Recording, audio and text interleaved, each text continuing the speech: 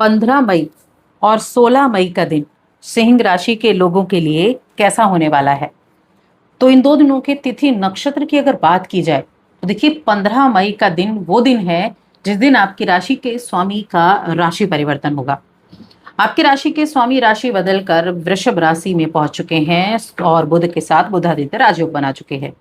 ये शुक्रवार का दिन है, कृष्ण पक्ष की चतुर्दशी तिथि रहेगी। चंद्रमा मेष राशि में अश्विनी नक्षत्र में है और यहाँ पर पहले से मंगल बैठे हुए हैं। मंगल के साथ चंद्रमा की युति जब होती है तो वहां महालक्ष्मी योग बनता है। तो माँ लक्ष्मी की विशेष कृपा का दिन हो गया। अब बाकी जो योग बनेंगे वो आयुष्मान योग, सर्वार्थ सिद्धि योग और सौभाग्य योग रहेगा। इसके अलावा शुक्रदेव का भी राशि परिवर्तन मिथुन राशि में हो चुका है आपके 11th हाउस में। अब ये जो आपका इनकम का घर है, यहाँ पर गज लक्ष्मी राजयोग भी बन चुका है गुरु और शुक्र की युति से। तो अगर देखा जाए योग को अगर आप देखें तो माँ लक्ष्मी का नाम बार बार आ रहा है, यानी कि जो योग बने हैं उनमें। तो ये जो समय होगा, इस समय कई तरह के रिजल्ट आपको देखने को मिलेंगे। 16 मई की बात की जाए तो ये है कृष्ण पक्ष की जो अमावस्या तिथि, यानी कि ये शनिवार का दिन और अमावस्या तिथि है। अब ये शनिवार के दिन पड़ी है तो शनि अमावस्या है और ये इस साल की पहली शनि अमावस्या है। तो ये दिन बड़ा महत्वपूर्ण है। चंद्रमा इस दिन मेष राशि में ही होंगे, रात्रि में राशि बदलेंगे, भरणी नक्षत्र में सौभाग्य 9 योग बनाएंगे और शोभन नाम का योग बनाएंगे।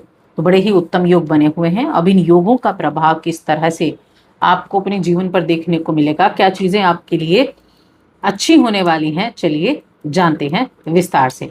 तो ये राशिफल चंद्र राशि पर आधारित है और चंद्रमा जो है वो मेष राशि में विराजमान है।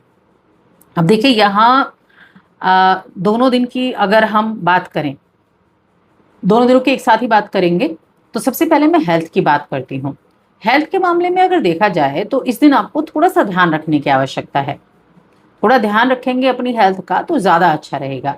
वैसे तो जो मेष राशि में चंद्रमा है, ये ऐसा नहीं है कि आपके ऊपर कोई मुसीबत लेकर आएगी या कोई आपदा लेकर आएगी, नहीं। ये कार्य के दृष्टिकोण से तो बहुत अच्छा है। 9th हाउस में गए हैं, 9th हाउस में योग बना है, तो 9th हाउस का ये योग कुछ चीजों के मामले में बड़ा पॉजिटिव रिजल्ट देने वाला भी रहेगा और हेल्थ का ध्यान रखना होगा। इसके अलावा ये जो और भी कई तरह के योग हैं, आपकी राशि के स्वामी का भी जो राशि परिवर्तन हो चुका है, इनकी जब हम बात करें तो आपके कामों की सराहना होगी। जो आप काम कर रहे हैं इसी तरह से मेहनत करते रहें तो आपकी आर्थिक स्थिति भी मजबूत होगी। अगर आप बिजनेस करते हैं तो यकीन मानिए बिजनेस करने वाले लोगों के लिए ये दिन बड़े अच्छे दिन होने वाले हैं, सिद्ध दिन होने वाले हैं। आपने जो पहले से कुछ छोटा मोटा इन्वेस्ट किया हुआ था उस इन्वेस्ट का अच्छा लाभ मिलने वाला है। आर्थिक स्थिति अच्छी रहेगी। आप जो इम्पोर्टेंट आपके कुछ काम होंगे ना, उन कामों को करने के लिए सुबह का वक्त तय करें। सुबह 12 बजे तक ये अगर आप काम निपटा लेंगे तो ज़्यादा अच्छा रहेगा। अब उन लोगों की बात करें जो पिछले कुछ टाइम से बेरोजगारी में चल रहे हैं, जिनके पास जॉब नहीं है, कोई काम नहीं है और आप करना चाहते हैं, यहाँ इंपॉर्टेंट ये चीज़ हो जाती है कि जिनके पास जो नहीं है वो उनको पाने के लिए क्या प्रयास कर रहा है। तो अगर आप करना चाहते हैं, अगर आप एफर्ट कर रहे हैं, तो ये 2 दिन आपके लिए शुभ फल भी लेकर आए हैं। आप अपने विश्वास को बनाए रखें, किसी भी अवसर को हाथ से न जाने दें और ये समय आपको किसी अनपेक्षित स्रोत से आपको अवसर मिलने की संभावनाएं देने वाला है। देखिए आपका जो 10th हाउस है ना, 10th हाउस में आपकी राशि के स्वामी गए हैं वृषभ राशि में, ठीक है। और वृषभ राशि के जो स्वामी हैं, यानी कि जो 10th हाउस के लॉर्ड हैं, वो गए हैं 11वें घर में।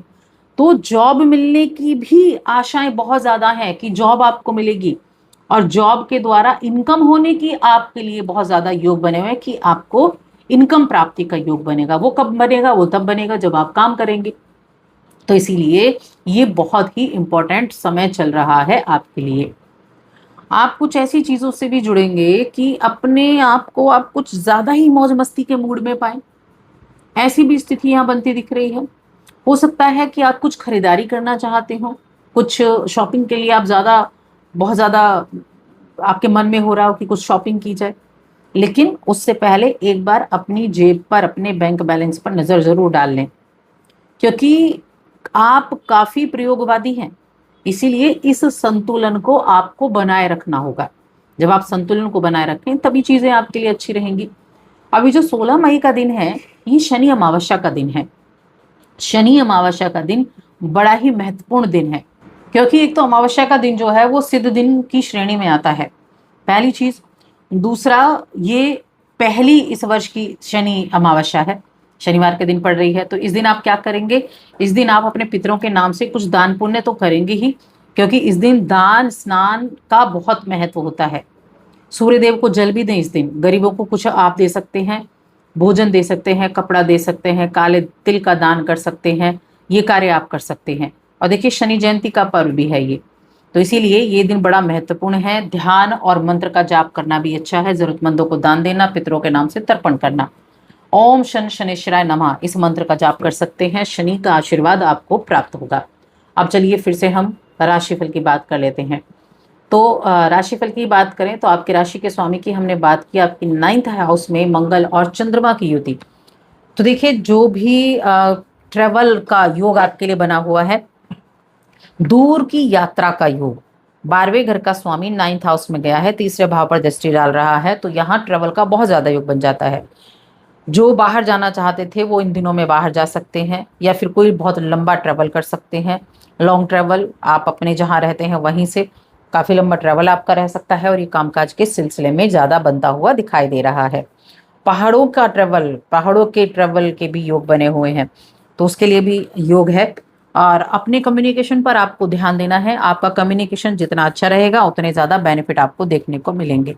बाकी कार्यक्षेत्र में भी बदलाव है, क्योंकि देखिए मंगल और जो चंद्रमा है, आपके दूसरे घर के स्वामी मंगल हैं, आपके 12वें घर के स्वामी चंद्रमा है, 9th हाउस में बैठकर तीसरे घर को देख रहे हैं। तो छोटे भाई बहनों के साथ संबंधों को अच्छा बनाकर रखें, अपनी वाणी पर थोड़ा संयम रखें, और साथ में विदेश से अगर आप किसी भी तरीके से विदेशी मुद्रा से लाभ कमाते हैं तो उसमें भी आपको बहुत अच्छे योग बने हुए हैं कि वहां आपको अच्छा रिजल्ट देखने को मिलेगा। यानी धन संपत्ति के मामले में काफी अच्छा ये समय रहने वाला है। कुछ घर परिवार से जुड़ी पुरानी बातों में ज्यादा ना उलझें, जितना हो सके आराम करने की कोशिश करें चीजों से, ऐसी चीजों को आप भी ना छेड़ें तो अच्छा रहेगा। बाकी देखिए बीते दिनों में अगर आपने कुछ इन्वेस्ट किया था तो उसका फायदा आपको दिखेगा, और यह फायदा दिखेगा तो मन में खुशी भी होगी। इस दौरान अपने प्रिय के साथ सैर सपाटे पर जा सकते हैं। जिंदगी को पूरी शिद्दत से जीने का समय आपके लिए रहेगा। काम पर भी अच्छा है, और समय की कीमत आप समझते हैं, और जब समय की कीमत समझते हैं तो उसका लाभ उठाना भी जानते हैं। शादीशुदा लोगों के लिए यानी वैवाहिक जीवन के लिए ये समय बहुत इंपॉर्टेंट है, काफ़ी अच्छा रहेगा। शादीशुदा जिंदगी के लिए खास दिनों में से एक दिन रहने वाले हैं ये दोनों ही दिन, और वहीं प्रेम जीवन के मामले में भी दोनों दिन बड़े उत्तम रहने वाले हैं। आप किसी को बड़ा प्रभावित कर सकते हैं। आपका प्रारंभ में उनका ध्यान आकर्षित करना थोड़ा कठिन लगेगा आपको, लेकिन बाद में आपकी बातें वो ध्यानपूर्वक सुनेंगे और आपकी तरफ अट्रैक्ट होंगे। तो नए प्रेम संबंध बनने के भी योग यहाँ बने हुए हैं। तो बस आज की इस वीडियो में इतना ही।